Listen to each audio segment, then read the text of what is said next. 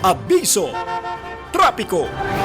Kinwestiyon ngayon ng ilang mga transport group ang pagpapatuloy ng implementasyon ng No Contact Apprehension o NCAP matapos suspendihin ni Pangulong Bongbong Marcos Jr. ang EDSA Rehabilitation at ng MMDA ang odd-even scheme para sa mga sasakyan.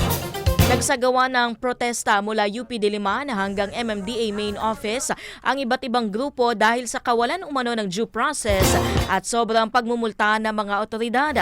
Inanunsyo rin ng National Public Transport Coalition na muli silang haharap sa Korte Suprema para humiling ng bagong temporary restraining order laban sa NCAP.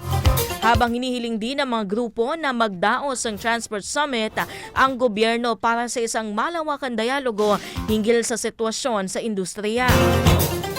Matatandaang ginagamit ng ilang LGUs at MMDA ang NCAP para pagmultahin ang mga lumalabag sa trapiko gamit ang CCTV. Maraming motorista ang nagsasabing hindi sila naabisuhan o nabibigyan ng pagkakataon na magpaliwanag man lamang sa naturang sistema.